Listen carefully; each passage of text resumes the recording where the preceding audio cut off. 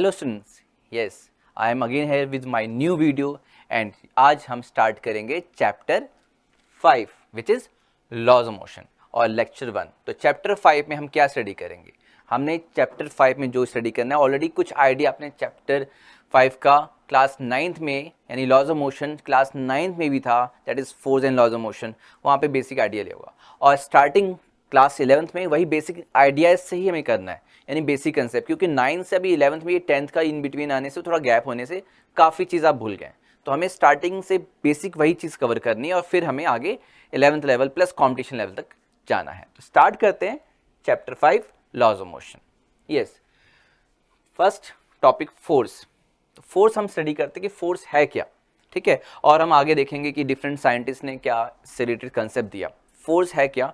तो it is simple, it is a pull और push. ये पुल या पुश है जिसकी वजह से ऑब्जेक्ट रेस्ट में है तो मोशन में आ जाएगा, मोशन में है तो रेस्ट में आ जाएगा, डायरेक्शन चेंज हो सकती है। तो what is pull? It is push और पुल विच चेंज या tends to change state of rest और यूनिफॉर्म मोशन।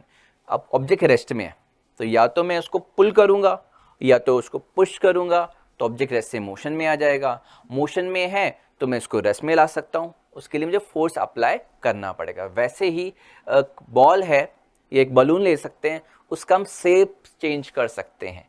तो फोर्स की हेल्प से हम क्या चेंज कर सकते हैं? स्टेट ऑफ रेस्ट चेंज कर सकते हैं, स्टेट ऑफ मोशन चेंज कर सकते हैं, डायरेक्शन चेंज कर सकते हैं और शेप और साइज चेंज कर सकते हैं। क्लियर है फोर्स? वैसे यूनिट क्या होती है फोर्स की?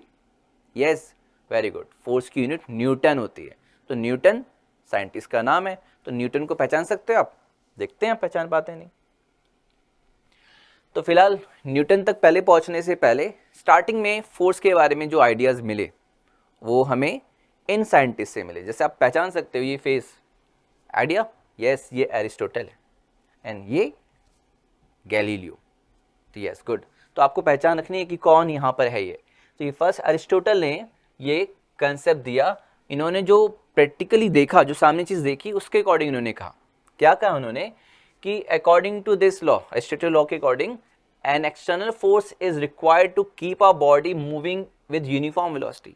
उन्होंने देखा कि ऑब्जेक्ट को उन्होंने थ्रो किया, वो रुक गया, आगे जाकर के रुक गया, तो मतलब उन्होंने देखा कि लगातार फोर्स देना पड़ेगा तो मोशन में रहेगा। उन्होंने ये चीज़ बोल दी कि जो उन्होंने प्रैक्टिकल देखा, उन्होंने बोल दिया कि भाई ऑब्जेक्ट को मोशन में रखना चाहते हो, यानी बॉल कंटिन्यूस मूव करे, तो आपको लगातार फोर्स देना पड़ेगा। अब ये नहीं चीज़ें बताई कि बॉल को फोर्स दे रहे हैं तो क्यों दे रहे हैं, बॉल क्यों रेस्ट में आ जाती है थ्रो करने के बाद, ये सब नहीं। उन्होंने कहा कि भाई हमने ये देखा है कि बॉल को अगर आप चाहते हो कंटिन्यूस मोशन में रहे, यानी कि पर्टिकुलर वेलोसिटी से मूव करे, तो हमको फोर्स अप्लाई करना पड़ेगा। तो इन्होंने इतना कंसेप्ट दे दिया, ठीक है, तो इन्होंने तो कंसेप्ट दे दिया। नेक्स्ट आए गैलीलियो, काफ़ी टाइम के बाद आए। तो इन्होंने गैलीलियो ने इनके कंसेप्ट को स्टडी किया और उन्होंने फिर बताया कि ऐसा क्यों है कि हमें फोर्स जो है वो अप्लाई करना पड़ रहा है। उन्होंने कहा कि भाई एक ऑब्जेक्ट को थ्रो करने के बाद रेस्ट में इसलिए आ रही है क्योंकि उस पर फोर्स लग रहा है, अपोजिंग फोर्स लग रहा है, यानी फ्रिक्शन की वजह से वो बॉल रुक जा रही है। एक अपोजिंग फोर्स है, उसके से बॉल रुक जा रही है और उस फोर्स के अगेंस्ट में हमें फोर्स अप्लाई करना पड़ेगा सो दैट ऑब्जेक्ट मोशन में रहे। तो क्या किया उन्होंने गैलीलियो ने? यस, जो अरिस्टोटल का व्यू है, अरिस्टोटल का, वो उन्होंने गलत प्रूफ कर दिया। उन्होंने कहा ऐसा नहीं है, फोर्स ऑब्जेक्ट को मोशन के लिए फोर्स की जरूरत नहीं है। एक्चुअली वो मोशन में मूव कर रहा है, वो कौन सी वेलोसिटी से मूव कर रहा है, वो तब मूव कर पाएगा ना जब हम फोर्स अप्लाई करेंगे। यहाँ पे फोर्स पहले से ही लग रही है, इस वजह से वो रेस्ट में आ जा रहा है। यानी जो फ्रिक्शन फोर्स वाला कंसेप्ट है वो यहाँ पे इंपॉर्टेंट है। जैसे हम थ्रो करते हैं तो फ्रिक्शन फोर्स जो है वो मोशन को अपोज कर रहा है, इसलिए ऑब्जेक्ट मोशन से रेस्ट में आ गया। अब हम चाहते हैं कि वो मोशन में ही रहे, तो हमें फोर्स तब अप्लाई करना पड़ता है उस फ्रिक्शन फोर्स, उस अपोजिंग फोर्स को काउंटर बैलेंस करने के लिए। तो ये इन्होंने एक्सप्लेन किया। ओके, यस, तो अब आ जाते हैं यहाँ पर गैलीलियो ने लॉ ऑफ इनर्शिया दिया। लॉ ऑफ इनर्शिया, यस, क्या है ये लॉ ऑफ इनर्शिया? उन्होंने कहा a body in a state of rest और uniform motion in along the straight path, एक स्ट्रेट पाथ, डायरेक्शन नहीं चेंज हो रही, स्ट्रेट पाथ के अकॉर्डिंग मूव कर रहा है। A body moving with a certain speed along a straight path with continue to move along that path, continue to move along that path, it required force or not? No, it do not require force. वो continuous move करता रहेगा जब तक कि उस पर force ना लगे। अब ऐसा करके प्रैक्टिकली देखा गैलीलियो ने, तो वो कह रहे भाई रेस्ट में तो आ रहा है, लेकिन उन्होंने ये चीज़ बताई कि वो फोर्स लग रहा है इसलिए वो रेस्ट पे आ रहा है। फोर्स ना लगता तो वो कंटिन्यूसली स्ट्रेट पाथ में मूव करता है, यानी बॉल है वो कंटिन्यूसली स्ट्रेट पाथ में मूव करती, उस डायरेक्शन मूव करती, उस वेलोसिटी से, अगर उस पर फोर्स ना लगता। यहाँ जो फ्रिक्शन फोर्स, अपोजिंग फोर्स है, वो लगने की वजह से वो रेस्ट में आ गया। यानी ये इन्होंने सही कहा कि एब्सेंस ऑफ एक्सटर्नल फोर्स। अब फोर्स क्या है, अगर सेम डायरेक्शन में है तो स्पीड बढ़ जाएगी, अपोजिट डायरेक्शन में स्पीड कम हो जाएगी, ऑब्जेक्ट मोशन से रेस्ट में आ जाएगा। तो यानी कि अगर फोर्स नहीं लग रहा होता, कोई फोर्स नहीं लग रहा होता, तो ऑब्जेक्ट अगर कांस्टेंट वेलोसिटी से मूव कर रही है तो वो कांस्टेंट वेलोसिटी से मूव करेगी। That is law of inertia. Clear? Now अब इनर्शिया तो समझ आ गया कि अब इनर्शिया क्या है। इनर्शिया का कंसेप्ट अब हम लॉ ऑफ इनर्शिया समझ चुके हैं कि इनर्शिया मतलब जो टेंडेंसी वही बने रहे, जो चीज़ चल रही है तो चल रही है, जो चीज़ रेस्ट में तो रेस्ट में। तो उसी बेसिस पे लॉ ऑफ इनर्शिया है, जब तक कि फोर्स ना लगे तो वो वही उसी स्टेट में रहेगी। तो yes, inertia in different types. Inertia क्या है, what is inertia? Inertia measure करती है, it is a property of body. ये बॉडी की प्रॉपर्टी है कि वो किसी स्टेट ऑफ रेस्ट में है तो उसी में रहना चाहेगी, मोशन में तो उसी में रहना चाहेगी, और अगर कोई चीज़ उसको अपोज करने की कोशिश करेगी, उसके स्टेट को चेंज करने की कोशिश करेगी, तो ये जो प्रॉपर्टी है वो ऑटोमेटिक जनरेट है कि भाई वो उसको अपोज करेगी, कोई उसकी स्टेट को ना चेंज करे। तो yes, what is inertia? It is a property of object और body to oppose any change in its state और स्टेट ऑफ रेस्ट और यूनिफॉर्म मोशन। तो चेंज करने की टेंडेंसी कि भाई मैं अगर बैठा हूँ और मैं बैठा रहना चाहता हूँ और कोई मुझे उठा के पुश करे या पुल करे कि मैं वहाँ से हट जाऊँ, तो मैं उसको अपोज करूँगा ना। तो वही चीज़ है, ये टेंडेंसी है, प्रॉपर्टी है बॉडी की, इनर्शिया। तो अब इनर्शिया जो है फर्दर, यस, इनर्शिया जो है आपकी, ये 3 टाइप्स की इनर्शिया होती है। 3 टाइप्स में डिवाइड किया गया। डिफरेंट टाइप्स में बात करें तो 3 टाइप्स में डिवाइड किया गया। तो yes, first one, inertia of rest. First one, inertia of rest. Example आप देख सकते हो। इनर्शिया ऑफ रेस्ट का मतलब पहले समझ लेते हैं कि ऑब्जेक्ट अगर रेस्ट में है तो रेस्ट में रहना चाहेगा, सडन कोई फोर्स लगेगा तो उसको अपोज करेगा। ठीक है, तो इसको समझते एग्जाम्पल से। ये ग्लास नजर आ रही है, आप इसे प्रैक्टिकली करके भी देख लेना। ग्लास है, ये कार्डबोर्ड है, उस पर कॉइन रख दिया, 5 रुपीज़ का कॉइन रख दिया है, और सडनली हिट किया इस कार्डबोर्ड को, तो ये क्या होगा कि कॉइन जो है वो रेस्ट में थी और इस कार्डबोर्ड को हमने हिट किया, और ये कॉइन क्या है, इनर्शिया ऑफ रेस्ट यानी टेंडेंसी ऑफ रेस्ट की वजह से वो ग्लास में गिर गई। ऐसा नहीं हुआ कि उधर चली जाएगी, वो आप डायरेक्ट इसको हिट करेंगे तो हमने बस ये जो कार्डबोर्ड जिस पे रखा हुआ था ये कॉइन, उसको हमने कार्डबोर्ड को हिट किया, तो ये रेस्ट में है कॉइन, और टेंडेंसी ऑफ रेस्ट की वजह से, इनर्शिया ऑफ रेस्ट की वजह से ये इस ग्लास में गिर गई। तो यानी कि ये ग्लास में क्यों, बाहर क्यों नहीं गई, क्योंकि ये इनर्शिया ऑफ रेस्ट यानी फिजिक्स को फॉलो कर रही है, इनर्शिया ऑफ रेस्ट के अकॉर्डिंग वो ग्लास में। सिमिलरली आपने कई बार गेम देखे हैं, फेट लगे हैं, इसमें गेम्स देखे होंगे, एक बड़ा सा यूटेंसिल है, उसमें सैंड है और बीच में पेंसिल लगा दी ऐसे करके, और उस पर कॉइन रख दी और कह दिया कि मार्क कर दिया, हिट करो और ये कॉइन बाहर चला जाए। तो उस गेम को खेलना तो बेवकूफ़ी है ना, क्योंकि वो तो फिजिक्स के अगेंस्ट में हो गई। क्योंकि इनर्शिया ऑफ रेस्ट क्या कहता है, वो कॉइन पे आप तो हिट नहीं कर रहे, आपको कहा गया इस पेंसिल पे हिट करो, तो आप पेंसिल पे हिट करोगे तो पेंसिल उस यूटेंसिल से बाहर चला जाएगा, कॉइन इनर्शिया ऑफ रेस्ट की वजह से उस यूटेंसिल में ही रहेगा। यानी इस गेम को तो कभी खेलना ही मत, क्योंकि ये तो फिजिक्स के लॉ के अकॉर्डिंग ही नहीं है, तो इसमें तो हारना तय है आपका, यानी प्रोबेबिलिटी पक्का है कि आप हार जाओगे। तो फिलहाल यानी ये कंसेप्ट पता होना चाहिए, और जिसको पता है वो कभी इस गेम की तरफ नहीं जाएगा। तो यही चीज़ सेम यहाँ पर भी है कि ऐसा पॉसिबल ही नहीं। अब ये गेम कह दिया कि भाई इस कार्डबोर्ड को हिट करो, कॉइन अगर बाहर चली गई तो आप जीत गए, तो कभी जीत नहीं सकते। क्यों? इनर्शिया ऑफ रेस्ट की वजह से यस वो ग्लास में ही गिरेगी। क्लियर? तो इनर्शिया ऑफ रेस्ट क्या है ये आपको क्लियर हो गया। Next second one, inertia of motion. चलो अब मोशन में कोई बॉडी यानी इनिशियली मोशन में, फोर्स लगाने से पहले वो मोशन में। यस, अब ये जैसे ये कोई कार है, इसके ऊपर हैवी सा बॉक्स रखा हुआ था पहले, ये जो बॉक्स है पहले रखा हुआ था, लेकिन अचानक से रास्ते में कोई पत्थर या कोई चीज़ आ गई और सडनली ब्रेक लगा, तो ब्रेक लगा यानी रिटार्डिंग फोर्स लगा, और सडनली जब रिटार्डिंग फोर्स लगा तो क्या हुआ, क्योंकि ये इनिशियली मोशन में था, ये कार मोशन में थी, तो इसके ऊपर रखा हुआ ऑब्जेक्ट भी मोशन में था, यानी ऑब्जेक्ट की टेंडेंसी थी मोशन की, और लेकिन अचानक से क्या हुआ, अपोजिंग फोर्स लगा, और अपोजिंग फोर्स क्या कि ब्रेक लगा, तो टेंडेंसी की वजह से ये आगे जाने की टेंडेंसी, मोशन की डायरेक्शन की टेंडेंसी, तो ये मोशन की वजह से वो आगे की तरफ मूव करता रहा, यानी आगे ब्रेक लग तो गया, ये जो बॉक्स है आगे की तरफ मूव होकर के आगे तरफ गिर गया। इसीलिए लगेज जो होता है बस के ऊपर बांध के रखा जाता है।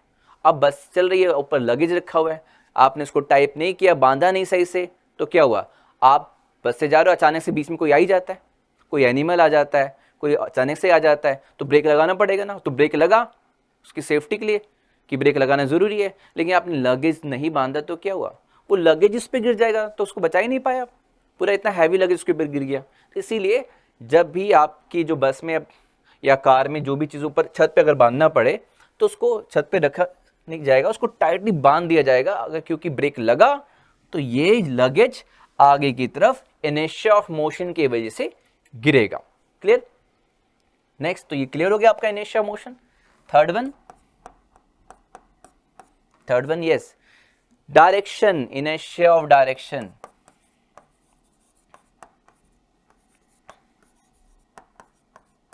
इनर्शिया ऑफ डायरेक्शन की बात करें, यानी कि किसी इंस्टेंट ऑफ टाइम पे किसी पार्टिकल की जो डायरेक्शन है और उस डायरेक्शन में अचानक से रिलीज किया जाए तो वो उसी डायरेक्शन में ही मूव करेगा। ठीक है, तो हम यही एग्जांपल को इससे समझ रहे हैं कि एक स्टोन को एक थ्रेड से बांध करके घुमा रहे हैं वर्टिकली। देखो सामने दिख रहा है, ऊपर से देखें तो ऐसे घूम रहा है, तो ऊपर से दिख रहा है तो हमको क्लियरली पूरा सर्कल नजर आ रहा है कि इस तरीके से मूव कर रहा है। यस, स्टोन को हम मूव कर रहे हैं और अचानक से किसी सडन पॉइंट में हम उसको रिलीज करेंगे, लाइक कि इस पॉइंट पे इस तरीके से यहाँ इस पॉइंट पे रिलीज किया, तो इस पॉइंट पे रिलीज किया, तो उस पॉइंट पे जब आपने उस स्टोन को रिलीज किया तो वो टेंजेंशियली उस डायरेक्शन में, यानी उस इंस्टेंट ऑफ टाइम पे जो डायरेक्शन है उस डायरेक्शन मूव करेगा। सिमिलरली अगर आपने स्टोन को यहाँ रिलीज किया तो टेंजेंशियली इस डायरेक्शन में वो मूव करेगा। तो ये शो कर रहा है कि वो टेंडेंसी है उस डायरेक्शन में जाने की, तो उसी डायरेक्शन के अकॉर्डिंग वो मूव करेगा। एक और एग्जाम्पल देखते हैं, बस में आप बैठे हैं और बस ने सडनली टर्न लिया किसी पाथ के अकॉर्डिंग, इस तरीके से बस सीधे जा रही थी और बस ने अचानक ये साफ टर्न लिया, तो जो पैसेंजर है उसकी डायरेक्शन ये थी, तो इसीलिए जो पैसेंजर है यस उस कर्वेचर पाथ के आउटवर्ड की तरफ फॉल होता है, बिकॉज आउटवर्ड की तरफ फॉल होने का मतलब है वो इनिशियल डायरेक्शन की, यानी इस डायरेक्शन की जो टेंडेंसी थी इस पे जाने की, उस वजह से वो आउटवर्ड फॉल हुआ। तो ये एग्जांपल है इनिशिया ऑफ डायरेक्शन का। तो क्लियर हो गया, इनिशिया 3 टाइप्स में, इनिशिया of rest, inertia of motion, inertia of direction. लेकिन इनर्शिया को मेजर कर सकते हैं क्या, उसकी यूनिट है? इनर्शिया की यूनिट नहीं है, इनर्शिया एक प्रॉपर्टी है, लेकिन हाँ इनर्शिया हम बता सकते हैं कि किसका ज्यादा या किसका कम है। इनर्शिया इक्वल नहीं कहेंगे, प्रोपोर्शनल टू मास, मास पे डिपेंड करता है, जिसका मास जितना ज्यादा इनर्शिया उतना ही ज्यादा होगा। यानी कि अगर हम बात करें कार और ट्रक की, तो कार का मास कम होता है, ट्रक का मास ज्यादा होता है, जिसका मास ज्यादा होगा उसका इनर्शिया ज्यादा होगा। क्लियर हो गया? तो एक एग्जांपल आपको दे रहा हूं, आपको बता रहे हैं कि ये इनर्शिया ऑफ रेस्ट का है एग्जांपल या मोशन का है। कारपेट है, उसमें डस्ट स्टिक हो जाती है ना, डस्ट, अब उस कारपेट को साफ करना है, तो जब कारपेट को हम स्टिक से हिट करते हैं then the dust particle will fall down. तो यस, ये एग्जांपल किसका है, dust particle will fall down because of inertia of rest, क्योंकि डस्ट पार्टिकल जो है वो रेस्ट में है उस कारपेट में, सडनली स्टिक से हिट किया तो कारपेट मोशन में आ गया, एंड जो डस्ट पार्टिकल है वो इनर्शिया ऑफ रेस्ट की वजह से इट विल फॉल डाउनवर्ड। इसलिए क्या करते हैं, जो हमारे कारपेट हैं उनको हम हिट कर देते हैं, हिट करने से उसके डस्ट रिमूव हो जाते हैं, तो ईजिली डस्ट रिमूव हो जाए, नहीं कि उसको हमने जाके धो दिया, वॉश कर दिया, पहले उसको कारपेट को हिट कर दो अच्छे से, जो मिट्टी है जो डस्ट पार्टिकल है उसको रिमूव कर दिया जाता है। यानी यहाँ पे कंसेप्ट क्या लग रहा है, इनर्शिया ऑफ रेस्ट। और भी एग्जांपल हो सकते हैं, एक ब्रांच है, मैंगो ट्री है, हमारा हाथ नहीं पहुंच रहा है, तो उस मैंगो ट्री की ब्रांच को ऐसे सेक करते हैं, ऐसा करने पे क्या होता है, वो जो मैंगो है it will fall down because of inertia of rest की वजह से। तो ऐसे बहुत सारे एग्जांपल आपको मिल जाएंगे। Now Newton's laws of motion, ठीक है, Newton's laws of motion start करते हैं, और फर्स्ट लॉ इन्होंने गैलीलियो यानी लॉ ऑफ इनर्शिया वाले ही लॉ को इन्होंने एक्सप्लेन किया, वही चीज़ है, इसलिए हम फर्स्ट लॉ, न्यूटन ने खुद कहा कि मेरे फर्स्ट लॉ, ये इसलिए ये जो है क्रेडिट जाता है गैलीलियो को, तो इसलिए इसको लॉ ऑफ इनर्शिया भी कहेंगे हम। तो फर्स्ट लॉ है क्या, यस बिल्कुल वही है, बिल्कुल वैसा ही। इन्होंने क्या कहा कि ऑब्जेक्ट अगर रेस्ट में है तो रेस्ट में रहेगा, यूनिफॉर्म मोशन में है तो यूनिफॉर्म मोशन में रहेगा किसी स्टेट पाथ के अलोंग, जब तक कि अनटिल और unless it is compelled by some external force. तो जब तक फोर्स नहीं लगेगा तब तक वो स्टेट ऑफ रेस्ट और यूनिफॉर्म मोशन नहीं चेंज होगा। तो देख सकते हो लॉ ऑफ इनर्शिया भी यही चीज है। तो यस, जो Newton's first law of motion है it is also known as law of inertia. Clear? तो it is law of inertia, यानी कि अगर फोर्स नहीं लग रहा है, force is equal to zero, तो फोर्स जीरो का मतलब क्या है? अब आगे एक फॉर्मूला दिया है, अब यहाँ नहीं बताएंगे क्योंकि फॉर्मूला आ गया। अगर फोर्स नहीं लग रहा है तो आप सीधे समझ लो कि अगर रेस्ट में ऑब्जेक्ट तो रेस्ट में रहेगा, और अगर कांस्टेंट वेलोसिटी से मूव कर रहा है तो कांस्टेंट वेलोसिटी से मूव करेगा, जिसको हम आगे और भी तरीके से प्रूव करेंगे। फिलहाल यहाँ पे अभी स्टेटमेंट पढ़ना है, और प्रूविंग में हम उसको अलग तरीके से प्रूव भी करेंगे। ठीक है, जब हमें second law of motion study कर लेंगे उसको यूज करके। ठीक है, और यहाँ में बताएंगे जो सेकेंड लॉ ऑफ मोशन है उससे हम फर्स्ट लॉ बता सकते हैं, प्रूव कर सकते हैं, इवन थर्ड लॉ भी। तो फिलहाल अभी यहाँ पे इतना ही है, क्योंकि जब हम सेकंड लॉ नहीं पढ़ेंगे तब तक यहाँ हम आगे उसको एक्सप्लेन नहीं करेंगे। पहले सेकंड लॉ, वैसे सेकंड लॉ ऑफ मोशन आपको याद होगा, हमने क्लास 9th में या आपने स्टडी किया होगा F = ma, ये स्टडी किया है। तो यहाँ से हम आगे स्टडी करेंगे, और ये आप देख सकते हो कि याद होगा आपको, F यानी फोर्स है, M मास और A एक्सेलरेशन है। आगे ये फॉर्मूला आएगा, जब फोर्स जीरो होने का मतलब क्या है कि ma जीरो, ma जीरो होने का मतलब क्या है कि एक्सेलरेशन जीरो, और अगर एक्सेलरेशन जीरो इसका मतलब वेलोसिटी में चेंज नहीं हो रही है, यानी कांस्टेंट वेलोसिटी। तो वही चीज़ है कि जब फोर्स नहीं लग रहा है तो ऑब्जेक्ट अगर कांस्टेंट वेलोसिटी से मूव कर रहा है तो वो कांस्टेंट वेलोसिटी से मूव करेगा, अगर वो रेस्ट में है तो रेस्ट में रहेगा। नाउ अब आ जाते हैं सेकंड लॉ ऑफ मोशन से पहले हमको लीनियर मोमेंटम पता होना चाहिए। ओके, लीनियर मोमेंटम पता होना चाहिए। बेसिक लीनियर मोमेंटम समझने के बाद ही आपको सेकंड लॉ ऑफ मोशन समझ आएगा। Yes, what is linear momentum? क्या होता है लीनियर मोमेंटम? मोमेंटम वर्ड आपने सुना है, लेकिन अब यहाँ पे मोमेंटम, लीनियर मोमेंटम पहले पढ़ेंगे और आगे जा करके एंगुलर मोमेंटम भी हम स्टडी करेंगे। ठीक है, तो पहले ये लीनियर मोमेंटम क्या है? What is linear momentum? Object है, उसका कुछ मास है, और ऑब्जेक्ट मोशन में है तो उसकी कुछ वेलोसिटी है। ठीक है, तो यानी कि कोई ऑब्जेक्ट मोशन में है तो जो क्वांटिटी ऑफ मोशन है that is measure of linear momentum. It is the quantity of motion contain the body. कैसे मेजर करेंगे?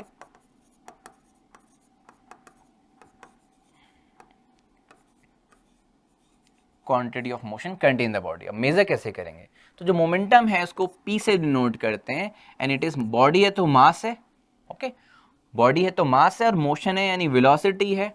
तो yes, linear momentum is measure by the product of mass and velocity. Clear?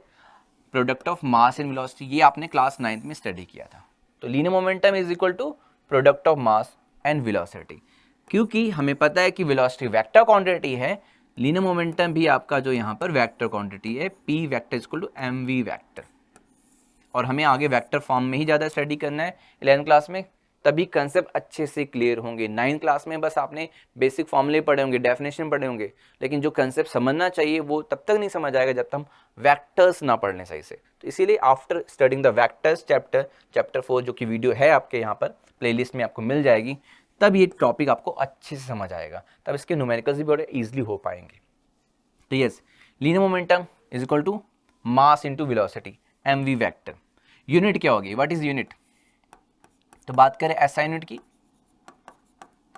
मास की kg and velocity metre per second. SI unit kg metre per second. बात करें CGS की, yes it is kg की जगह ग्राम हो जाएगा, मीटर की जगह सेंटीमीटर, और टाइम तो सेकेंड ही रहता है, ग्राम सेंटीमीटर सेकेंड। एंड बात करें डायमेंशन फार्मूला की, क्योंकि 11th में डायमेंशन फार्मूला भी है, तो डायमेंशन फार्मूला क्या होता है?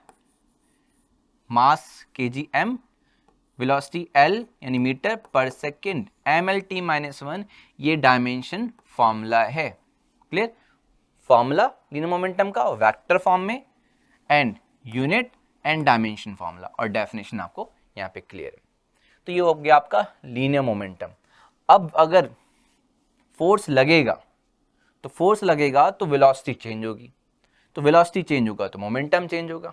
ठीक है, वैसे यहाँ पे अगर मास कांस्टेंट माना जाए तो कई बार होता है मास चेंज करने से भी वेलोसिटी, देखो मास चेंज होने से भी मोमेंटम चेंज होता है, वेलोसिटी चेंज होने से मोमेंटम चेंज होता है, दोनों के चेंज होने से भी चेंज होता है। तो ध्यान रखना है कि आगे जाके कुछ ऐसे कंसेप्ट होंगे जहाँ पे मास को चेंज किया जाता है for the maintaining the constant velocity.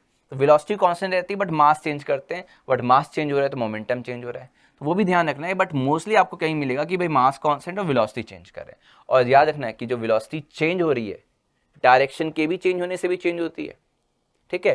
तो यस, मैग्नीट्यूड एंड डायरेक्शन दोनों का ध्यान रखना है क्योंकि ये वेक्टर क्वांटिटी है।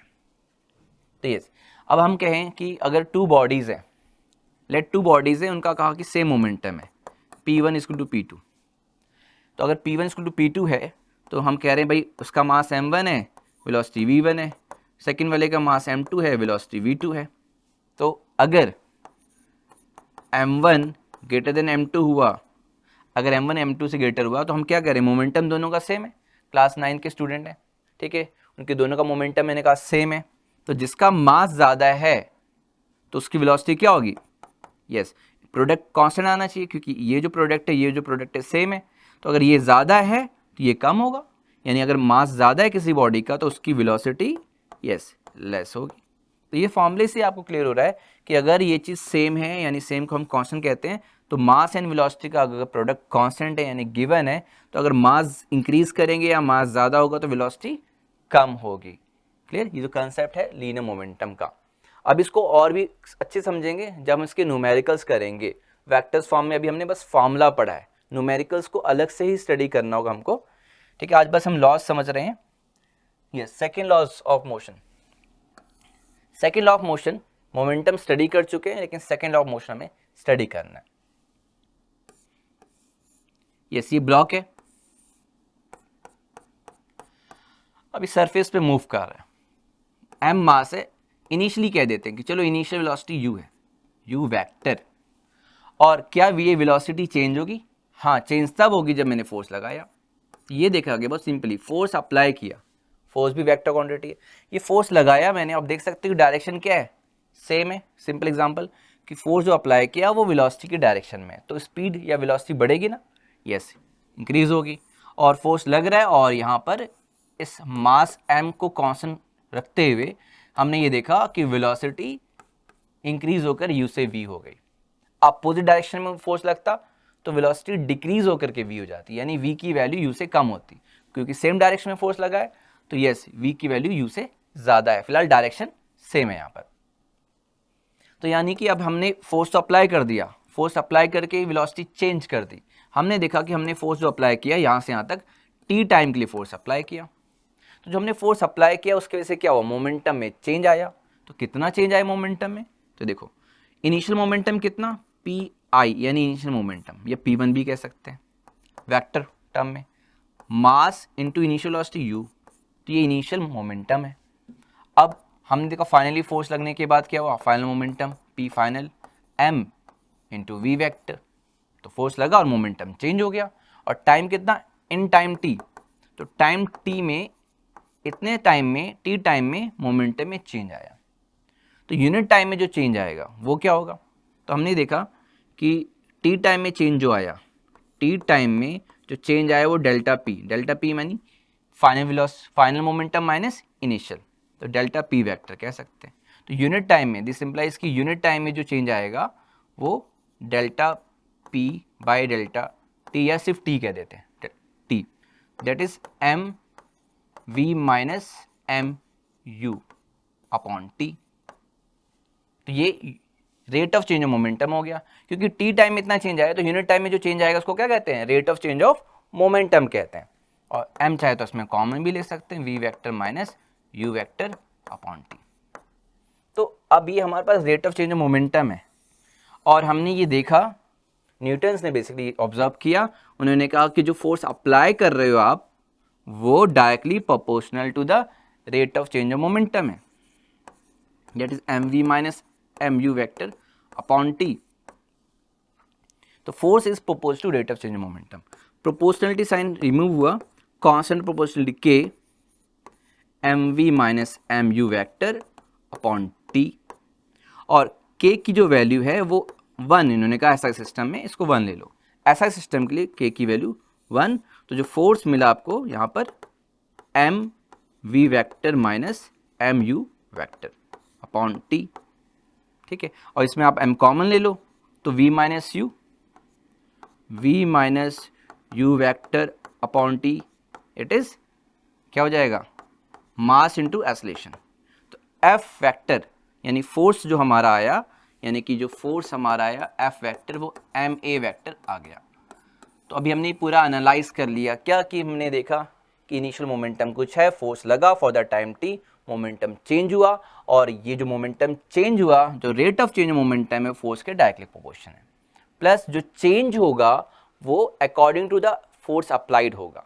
तो यही है statement second law of motion की। तो क्या है statement second law of motion की, अकॉर्डिंग टू दिस लॉ क्या कहा न्यूटन ने, कि जो rate of change of momentum of body है वो directly proportional to the force applied है, एंड जो चेंज होगा and the change takes place in the direction of या in accordance with the applied force होगा। और ये फॉर्मूला आपके सामने है फोर्स का, चेंज इन मोमेंटम के टर्म में, ओके, और मास इनटू एक्सेलरेशन के टर्म में, क्योंकि इसको डिराइव करके हमारा ये फॉर्मूला आया। ये फॉर्मूला फाइनली आया, लेकिन हमें ये फॉर्मूला नहीं सिर्फ याद रखना, हमें सब याद रखना है कि हमने ये फॉर्मूला कैसे फाइंड किया, यानी mv माइनस mu भी है अपॉन t, या कैलकुलस के टर्म में हम यूज़ करेंगे, और f is equal to d p by d t ऐसे यूज़ करते हैं कि अगर मोमेंटम टाइम का फंक्शन है और ये p वेक्टर दिया हो t के अकॉर्डिंग, तो हम D p by d T vector के अकॉर्डिंग f वेक्टर फाइंड कर सकते हैं। न्यूमेरिकल की अलग वीडियो बनाएंगे, और न्यूमेरिकल जब स्टार्ट करेंगे तो फॉर्मूले को अगेन बताएंगे और अगेन आपको उसको एक्सप्लेन भी करेंगे, सो डैट कि आप उसको अच्छे से प्रिपेयर कर लो। तो यहाँ भी हम थ्योरी कर रहे हैं, ठीक। Now the third law of motion, तो न्यूटन्स ने थर्ड लॉ ऑफ मोशन दिया, ठीक है। थर्ड लॉ ऑफ मोशन में इन्होंने क्या कहा, बहुत ही सिंपल है, सबको याद होगा, for every action there is equal and opposite reaction. अब एक्शन रिएक्शन की बात करें तो ये एक बॉडी पे नहीं होता, ये दो अलग बॉडीज चाहिए। समझ लेते हैं बहुत सिंपल से कि ये एक ब्लॉक है और इस ब्लॉक के ऊपर एक ये ब्लॉक रखा हुआ है, ठीक है। तो ये फर्स्ट ब्लॉक और ये सेकंड ब्लॉक, अगर फर्स्ट ब्लॉक सेकंड ब्लॉक पे फोर्स लगा रहा है तो सेकंड ब्लॉक भी फर्स्ट ब्लॉक पे फोर्स लगाएगा, ठीक है। तो ये जो नीचे की तरफ है यानी this one, it is a force on second one due to first, vector quantity arrow जरूर बनाएंगे, एंड दिस अपवर्ड डायरेक्शन में शो कर रहे हैं force on the first due to second one. तो क्या कहा इन्होंने न्यूटन्स ने, action reaction, for every action there is equal and opposite reaction. तो ये एक्शन ये रिएक्शन, ठीक है। और ऐसा नहीं कि एक्शन पहले, वो एक्शन होने के 2 सेकंड बाद रिएक्शन, वो उस इंस्टेंट टाइम एक साथ ही होता है, एक्शन रिएक्शन, एक्शन रिएक्शन। और एक और चीज़ वेरी इंपॉर्टेंट याद रखना है कि देखो हम कह रहे एक बॉडी पे एक्शन है, दूसरे पे रिएक्शन है, सेम बॉडी पे एक्शन रिएक्शन नहीं होता, यानी ये जो फोर्सेज हैं वो सेम बॉडी पे नहीं है। जैसे F21 है, ये 21 है जो है वो सेकंड बॉडी पे बाय द फर्स्ट बॉडी है, और F12 on the first body by the second body है। तो action reaction on the different bodies है बच्चों, सेम बॉडी पे नहीं है। सेम बॉडी पे तो एक बॉडी का नेट फोर्स 0 हो जाएगा, हाँ इस सिस्टम का नेट फोर्स मैं कह दूं 0 हो जाएगा, लेकिन एक बॉडी का नेट फोर्स यहाँ 0 नहीं है।